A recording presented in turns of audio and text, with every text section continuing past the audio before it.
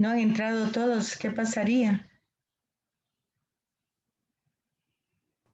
No tardarán, Betsy. Bueno, entonces no sé cómo van aquí con preguntas, cómo van hasta ahorita. Bien, Betsy. Va, entonces se dan cuenta. Estuve, ¿Qué manda? estuve buscando el libro porque a mí no me gusta leer en la computadora y no lo encontré, pero ya tengo mis copias que saqué y eso me ha ayudado muchísimo. Muy bien. Entonces estábamos viendo, sí, ya estoy grabando, ¿verdad? Sí. Estábamos viendo cómo Jesús con este yo soy y utilizando las imágenes del Antiguo Testamento se va apropiando del nombre divino, ¿verdad? Pero también el lector tiene la impresión de que el narrador ya vimos que no es una persona, sino la comunidad, ¿verdad? También ellas también se van identificando con ese rol porque hablan el mismo lenguaje, de tal manera que usted no puede diferenciar en el texto quién es el que está escribiendo o si es el mismo Jesús el que está hablando, ¿verdad? Si le están contando o si es la misma acción de Jesús, porque al final y al cabo dice, hablan el mismo lenguaje. Entonces no se sabe si el que habla es Jesús o el narrador. Eso está en la página 85 para que ustedes lo observen. Y finalmente dice, hay que recordar que la cristología de Juan presenta un interés y una profundización notable en la identidad de Jesús. Y ello por lo menos en una doble dirección. ¿Cuál es el interés? Bueno, en una parte el interés está en la persona de Jesús, que es la que mueve a los interlocutores a acercarse a él. Por ejemplo, los discípulos del Bautista, pues oyen que el Bautista dice, ahí va el Cordero de Dios, ese es el Cordero de Dios, y entonces lo siguen, ¿verdad? O sea, siguen a la persona. Nicodemo, o sea, vio cómo actuaba Jesús y lo busca por la noche, ¿verdad? Los galileos también, aunque ya dijimos que la mayor parte del Evangelio de Juan, Jesús está en Jerusalén, pero igual, los samaritanos, ya cuando la mujer va y dice este hombre, pero también aquí hay que fijarse, este hombre, acuérdense que estamos viendo la identidad y lo identifica como hombre. En fin, los mismos judíos, los griegos, los romanos, todos los capítulos van desarrollando distintos grupos de personas que se impactan en la persona de Jesús. Y entonces, y no se van a contentar con una respuesta fácil o superficial. No se trata solo de saber que Jesús es de Galilea o de Jerusalén. La pregunta no pretende simplemente saber quiénes son sus padres. No, no es esa la idea, sino que estamos ante una pregunta que quiere saber de verdad de dónde ha salido Jesús. Y se trata de una pregunta de identidad, de algo más íntimo de Jesús. Por ello, se formula como una pregunta esencial. ¿De dónde eres tú? O sea, especialmente a la persona, ¿verdad? Ahí tienen ustedes una serie de citas con esa pregunta. El tema del origen de Jesús es una pregunta sobre la identidad de Jesús. ¿Y quién es? Fíjense que es diferente. En los sinópticos Jesús pregunta, ¿quién dice la gente que soy yo? O sea, entonces va a dar pie a que la gente tuviera el Mesías. Bueno, a saber, ¿verdad? Hay muchas respuestas. Unos dicen que Elías, otros dicen que el Bautista. Bueno, hay distintos comentarios. Y Jesús pregunta luego, ¿ustedes quién dice que soy yo? Entonces, pero aquí no es Jesús el que pregunta, es la gente que quiere saber. Entonces, fíjense que aquí pueden estar ustedes ante dos escenarios. Un escenario sería, bueno, ¿será que ya por haber pasado varias generaciones, a la gente se le ha olvidado realmente quién es Jesús y por eso se busca en el Evangelio la identidad. Pero si nosotros nos abocamos a otros textos anteriores al Evangelio de Juan, vemos que ese no es el problema, porque las cartas de Pablo fueron anteriores a los sinópticos y anteriores al Evangelio de Juan. Y en las cartas de Pablo ya vemos que hay una predicación de la persona de Jesús. Les ponía el ejemplo anteriormente con el hecho de Filipenses, ¿verdad? Entonces, no es esa la situación, ¿verdad? Eh, entonces, ¿cuál es la primera respuesta que se da? Dada la importancia, la importante elaboración teológica en este evangelio, podría parecer que los datos de Jesús se habían perdido y el valor de recuperarlos era importante. Y podría también parecer que la realidad de Jesús de Nazaret se ha ido diluyendo, pero en realidad ya vimos que ninguna de las dos cosas es así, porque aunque aquí no ponen el ejemplo de Pablo, pero nosotros ya sabemos por estudios que las cartas de Pablo fue lo primero escrito a cualquier evangelio, incluso los sinópticos, cuanto más con el tema de Juan, que ya sabemos que se llevó casi 3 siglos. Pero fíjense ustedes, ¿qué elementos va a utilizar aquí para la identidad de Jesús? ¿Cuáles son las respuestas? Ya más o menos ustedes estudiaron los sinópticos y ustedes ya saben, ¿verdad? ¿Cuáles fueron las respuestas?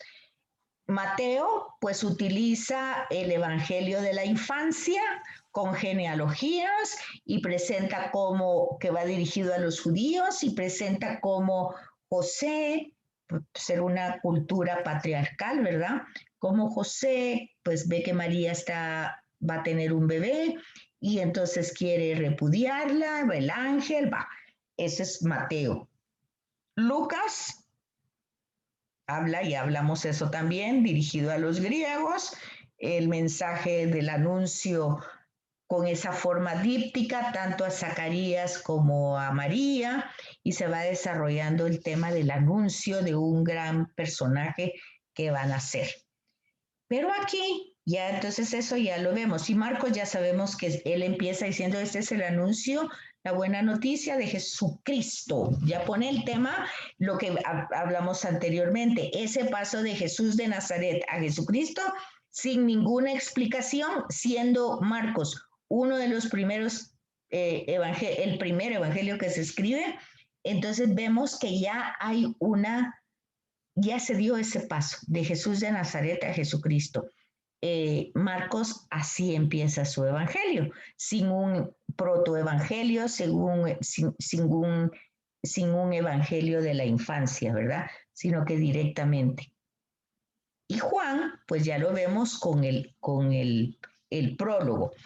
Pero lo que sí queda claro tanto en los sinópticos como en Juan, pero en Juan de una manera diferente, que Jesús es un taumaturgo, pero no solo una figura de un curandero, por decir así, sino se ha profundizado.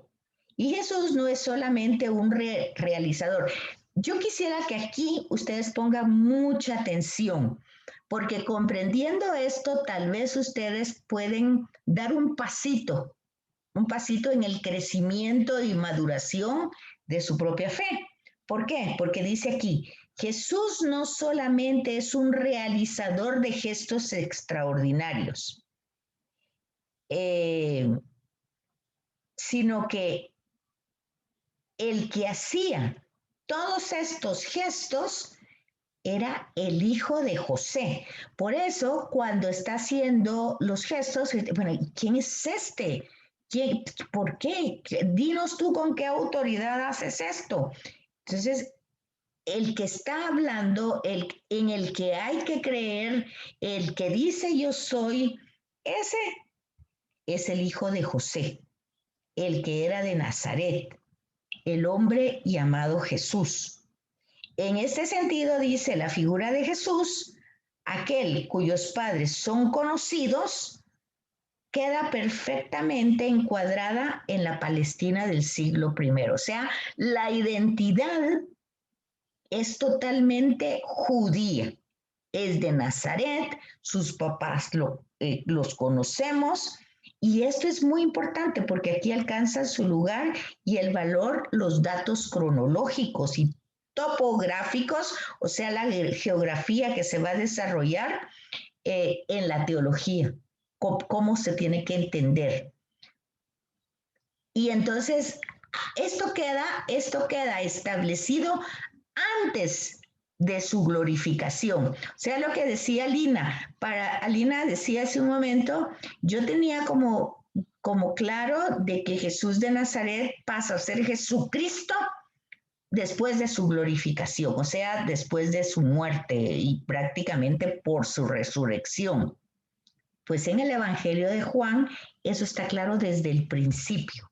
No se va dando ese proceso para llegar, o sea, desde el principio, porque eso también se intuye un poquito en los sinópticos, porque él está diciendo que tiene una misión y cómo va a ser la misión y que va a morir.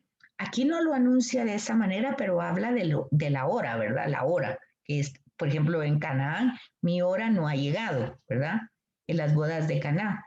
Entonces, todo ese tipo de cosas hay que irlo viendo porque nos encontramos en la Palestina del siglo I. ¿Y qué es lo que vamos viendo en esa Palestina? ¿Cómo se va desarrollando ese movimiento cristiano? Pues vean, primero dice, con una abierta hostilidad entre judíos y samaritanos. Eso ya lo vemos con el tema de la samaritana. Luego, los de Galilea totalmente menospreciados.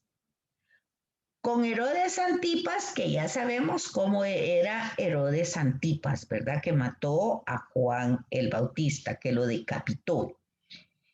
Y luego muchísimos movimientos mesiánicos. Ahí tienen ustedes la cita donde ustedes pueden encontrar esa referencia histórica de cómo eran esas primeras comunidades. En el mundo judío, con sus costumbres religiosas y sus purificaciones, cómo les daban importancia a ellos a los ritos, a los temas religiosos, a los sacrificios, a las costumbres funerarias, a las prohibiciones, y cómo toda la vida estaba centrada en Jerusalén. O sea, estuvieran donde estuvieran los judíos para las fiestas importantes que ya vimos, que era la Pascua, Tabernáculos y Pentecostés, pues que eran las fiestas de peregrinación, porque estuvieran donde estuvieran, tenían que ir a Jerusalén, y ese era uno de los temas porque se daba todo ese tema en el templo de la venta, del cambio de moneda, todas esas cosas, ¿verdad?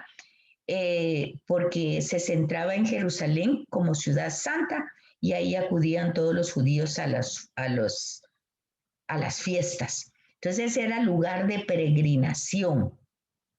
Y el templo que había sido reconstruido, ¿verdad? Por Herodes el Grande, no por Herodes Antipas.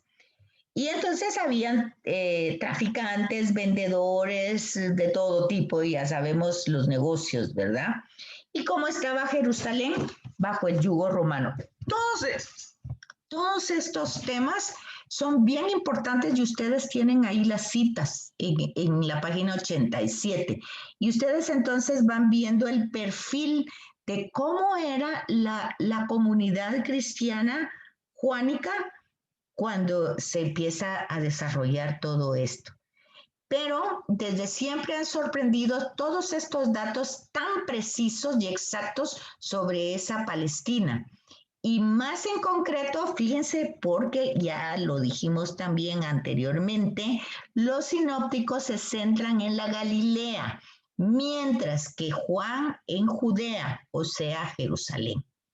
Entonces, cualquiera que no va entendiendo el texto podría imaginarse que se tratan de añadidos, porque ya vimos que sí, el Evangelio tiene añadidos, tiene glosas, tiene diálogos, tiene discursos, pero básicamente quien entra a un estudio histórico de esta época ve en estos párrafos y en esta presentación de Juan casi una fotografía de ese primer siglo. Entonces no son añadidos y son datos que no se pueden ignorar y que no están tan claros o tan presentes en los evangelios sinópticos, porque la temática de los sinópticos, como ya les dije, es el mensaje de Jesús y cómo lo hace presente, ¿verdad? Pero fíjense una cosa muy importante en el Evangelio de Juan, que ese Jesús entonces, que es un ser humano concreto, es un judío y un judío marginal, porque está en la margen, ¿verdad? Un marginado, reacciona a veces de alguna manera violenta, como en el templo, se fatiga, por ejemplo, otra vez la samaritana, ¿verdad? Va cansado, con sed, huye cuando lo quieren pues matar o lo quieren agredir, se esconde, vive perseguido, tiene amigos, pero llora, se angustia, tiene sed. O sea, ¿qué es lo que vemos ahí? Una humanidad. O sea, todo este personaje en el que se centra el Evangelio, no de la misma manera de los sinópticos narrando cómo nació y todo lo que pasó, sino que para decirnos que es humano, aquí el Evangelio de Juan nos va poniendo las dos dimensiones. Ya el credo lo simplifica, ¿verdad? Dios de Dios, luz de luz, engendrado, no creado, pero luego nació de una virgen, nació de María. Bueno, entonces las dos dimensiones van totalmente unidas. Aquí tienen que tomar ustedes en cuenta a quién va dirigido este evangelio, a los gnósticos. Y los gnósticos no aceptaban esa humanidad. Ojo con eso, por favor, que si se escribe algo es para que alguien lo entienda. Y entonces aquí se está escribiendo de esta manera para que se entienda que el personaje que es yo soy, que tiene esa dimensión divina, su raíz es 100% judía y humana. Estos datos, dice, sacados del marco narrativo de Juan, sirven para describir al taumaturgo, o sea, al que hace estos signos maravillosos. Y este es el sentido teológico que se va dando, ¿verdad? Sobre todo hay que subrayar por qué entonces la dificultad de creer en él, por qué es tan difícil creer en él si hace esos signos. Pues porque están en la presencia de un hombre común y corriente y entonces cuando él hace como que se identifica con la divinidad, que nunca dice que es Dios, pero el yo soy, ellos lo entienden perfectamente en Jerusalén, ¿verdad? Entonces, pues no lo pueden aceptar esa profesión, esa confesión de fe. Y entonces ahí es donde vemos todas esas discusiones y dificultades literarias que ya lo vimos anteriormente. Y, y que tiene ese problema, concretamente lo tiene la comunidad de Palestina en el siglo I. Entonces, si el Evangelio hubiera querido solamente hablarnos de la gloria de Jesús, de Dios, y de la parte divina desde el principio, de que en el principio era el verbo y el verbo estaba en Dios solo como logos divino, no pondría toda esta parte humana. Entonces, estas no son contradicciones, sino está la identidad de Jesús, tiene ese misterio. Es Dios encarnado. Los sinópticos van a presentar Emmanuel, Dios con nosotros. ¿verdad? Y va a presentar su nombre, va a ser Jesús, o sea, el Salvador. Ahí tenemos los dos temas, la soteriología como salvación y la teología, o sea, del Dios encarnado. Entonces, esos diálogos y esas discusiones van a ser sobre ese tema, sobre la centralidad de Jesús, es que de ese hombre llamado Jesús. Y entonces ya vimos las discusiones y los diálogos en forma literaria y ahora lo vemos en forma teológica. Y entonces resulta importante comprobar esa realidad humana de Jesús que juega un papel relevante a la elaboración que hace el Evangelio de Juan ya en el sentido teológico, ¿verdad? Hay una serie de citas que tienen ustedes en la página 88 para que se vea ese reflejo de la presentación de Jesús que hace Juan, ¿verdad? Él es un hombre. Vean cuando Pilatos lo presenta, dice, he ahí al hombre. O sea, hay que fijarse en esas palabras que a veces el problema que tenemos que leemos así a la carrera y no le damos importancia a la temática que se está desarrollando. Entonces no vemos esa riqueza. Entonces hay muchos textos, ¿verdad? Pero aquí presenta 4 con mayor relevancia. En los sinópticos y va a presentar en Juan que en una forma distinta. ¿Cuáles van a ser las diferencias de esos 4 que tienen ahí ustedes en los sinópticos, que son de Lucas, Mateo y Marcos? Ahí los tienen ustedes desarrollados. Decíamos al principio que la más importante es la confesión del centurión, ¿verdad? Verdaderamente este es el Hijo de Dios, cuando de la cruz. Y decíamos anteriormente, el centurión no vio milagros, no vio exorcismos, no oyó el mensaje de Jesús, no conoció el reino de Dios y sin embargo reconoce quién es Jesús. Pero lo mismo pasa en Lucas, de la muerte también de Jesús, con el buen ladrón, ¿verdad? Que tampoco oyó su mensaje, pero ahí le reconoce. Acuérdate de mí cuando estés en el paraíso. En Juan es muy distinto. En primer lugar, hay una serie de textos muy parecidos a los sinópticos, pero que en Juan se van identificando de otra manera. Por ejemplo, dice en Juan 7:51, ¿acaso nuestra ley juzga a un hombre sin haberle oído? Seguimos con el tema de la humanidad. Y luego hay otro, 18:17. ¿No eres tú también de uno de esos discípulos de ese hombre? Esos están en los sinópticos, no están en el Evangelio de Juan. Ahora, en el Evangelio de Juan van a encontrar, por ejemplo, en el 4:29, venid a ver a un hombre que me ha dicho todo. Eso lo dice la samaritana. Y luego en el 5:18, los judíos trataban con mayor empeño de matarlo, porque no solo quebrantaba el sábado, sino llamaba a Dios su Padre, haciéndose él mismo igual que Dios. O sea, ¿cómo se hace igual que Dios si solo es un hombre? Y ahí tienen ustedes una serie de citas que ustedes la pueden ir estudiando, que están en la página 89, cómo hace la diferencia, ¿verdad? Porque en los evangelios sinópticos presentaron primero la humanidad y luego llega la confesión de fe al final. O sea, va una cosa progresiva. Ya lo vemos con el centurión, ya lo vemos con el ladrón, hay una confesión al final.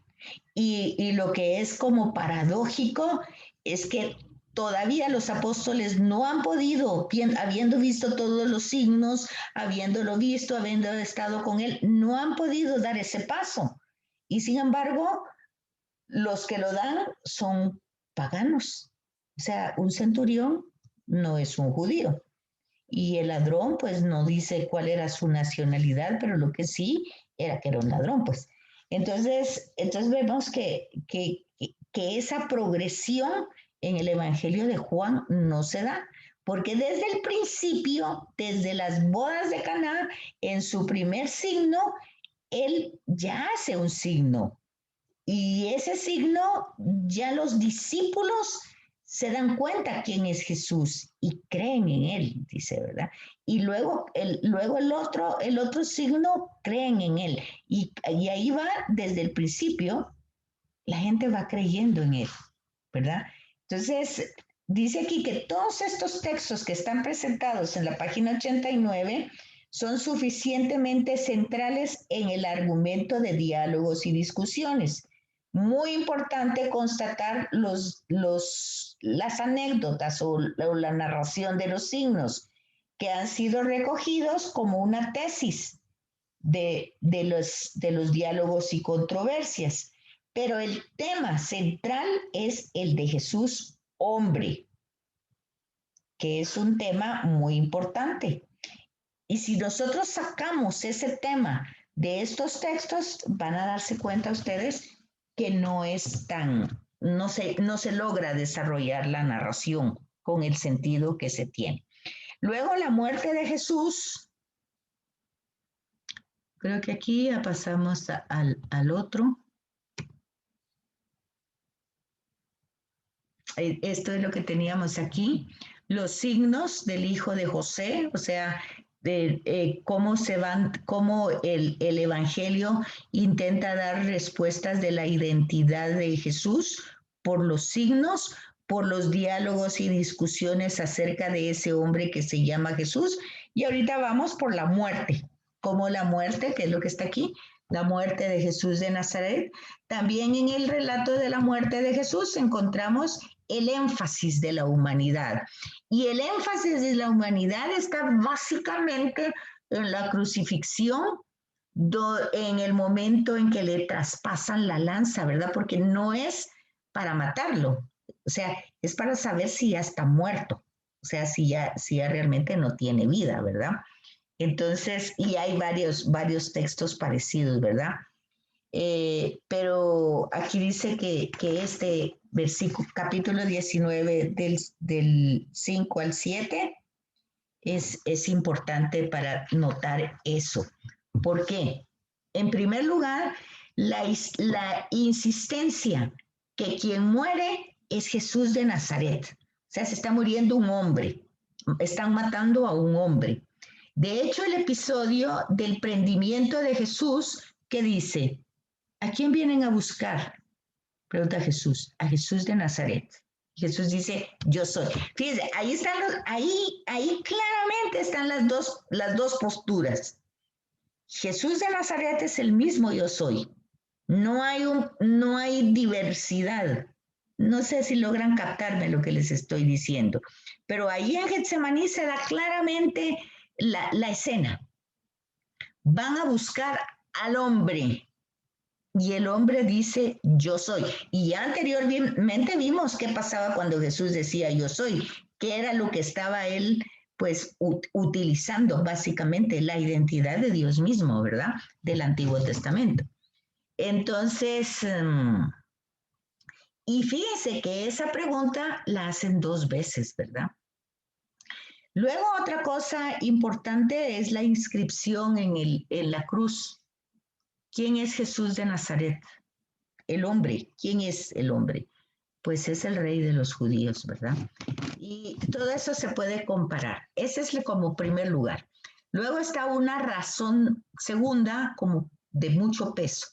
La muerte de Jesús, además de que polariza, ¿qué quiere decir? Que es la parte central del Evangelio de Juan, constituye por sí misma un punto capital. Eso ya lo vimos como parte del relato. Vimos en la formación literaria de que habían tradiciones básicas, tradiciones específicas o especiales como la del bautismo y como la pasión de Jesús. Y entonces, a veces estamos buscando ahí como fragmentos con un sentido simbólico profundo, ¿verdad? Pero de ese modo olvidamos el primer sentido del texto. ¿Cuál era el primer sentido del texto? Certificar que Jesús verdaderamente murió. Otra vez, ¿por qué tanta necedad con esto? Porque los destinatarios son los gnósticos. Y los gnósticos pensaban que Jesús era Dios y hombre en apariencia. Ojo con eso, por favor. Esa insistencia es un hombre de verdad, no es en apariencia. Es Dios de verdad, pero es hombre de verdad también, no es una apariencia. Si quieren ustedes un misterio muy difícil de penetrar, pero vean cómo desde el principio de verdad se murió y tan de verdad se murió que la lanza que abre el costado de Jesús es para saber si ya se había muerto.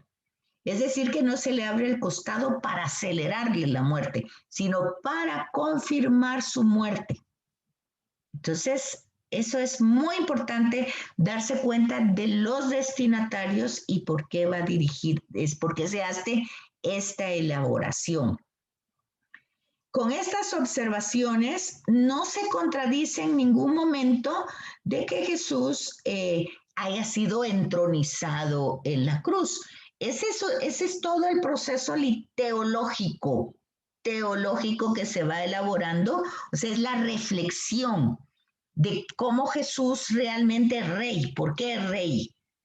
Pues pareciera que fue una parodia, ¿verdad? Porque fue una burla, fue un bullying, se burlaron de él, lo golpearon, le escupieron, le pusieron una... Todo era una burla, era una parodia, pero esa burla, esa parodia humana realmente estaba desarrollando un sentido realmente teológico, o sea, divino, ¿verdad?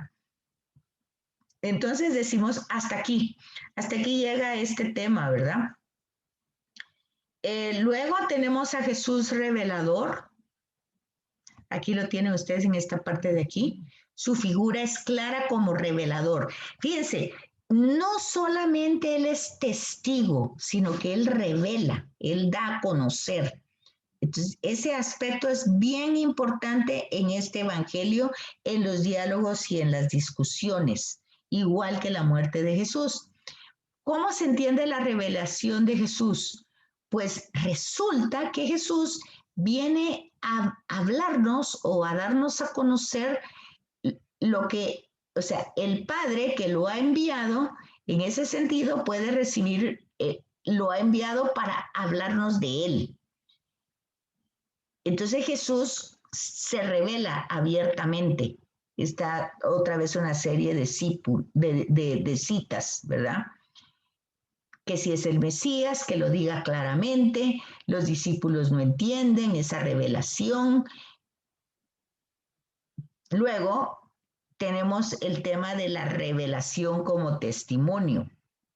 Entonces, aquí hay varias palabras en griego que la traducción no es muy halagadora para nosotros, pero básicamente es el juego entre testimonio y revelación. Entonces se va jugando con esa palabra en el Evangelio de Juan. Y lo que subraya es que, por ejemplo, en la pasión de Jesús, en el Evangelio de Juan, lleva todo un tema jurídico. Pero básicamente todo ese tema de hablar y de todo ese juicio, lo que va presentando es a Jesús como revelación. Dinos el tema de la verdad, dinos tú eres rey, bueno, todos esos vocablos de la palabra que él está diciendo, todo eso sigue clarificando la identidad entre el hablar de Jesús y su testimonio. Pero esa identidad de su testimonio no es solo un testimonio, es una revelación. Porque al final de cuentas lo que hace Jesús es decir lo que le dice el Padre, hacer lo que le dice el Padre que haga y contar lo que él mismo ha visto del Padre. y decir lo que él mismo ha oído del Padre. Eso es bien importante, no es tan fácil de explicar, porque aquí entran en los discursos de Jesús, eso se nota más en los discursos, donde Jesús claramente dice pues que el Padre y yo somos uno y hay una identidad, una intimidad, y entonces Él hace lo que el Padre le dice que haga y dice lo que el Padre le dice que diga.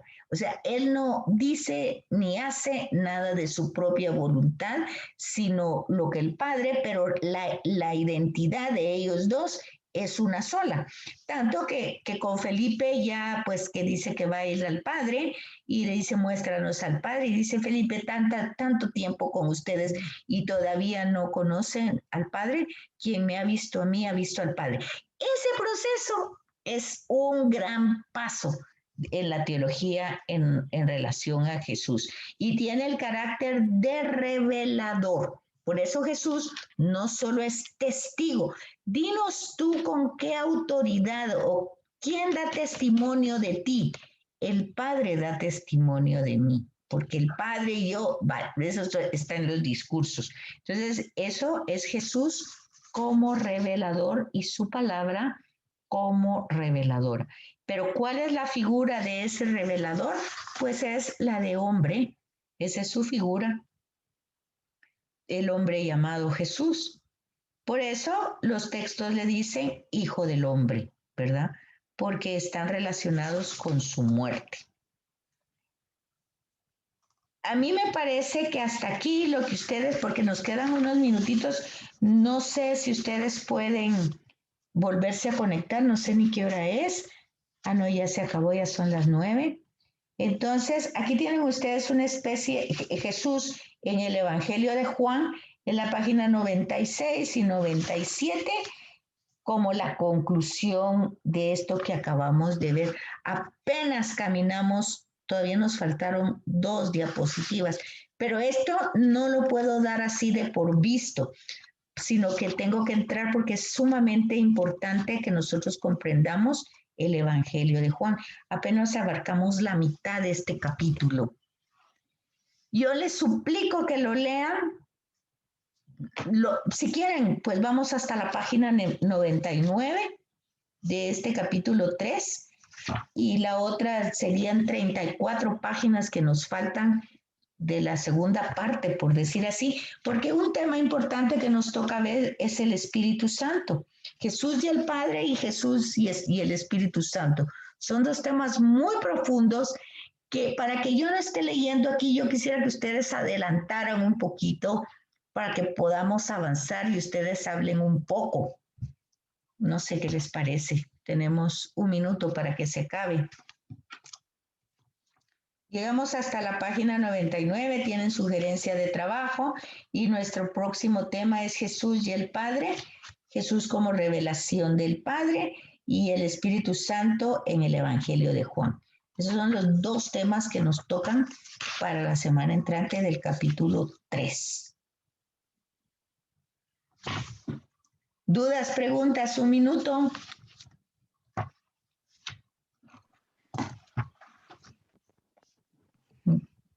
Para mí todo bien, gracias, Betsy.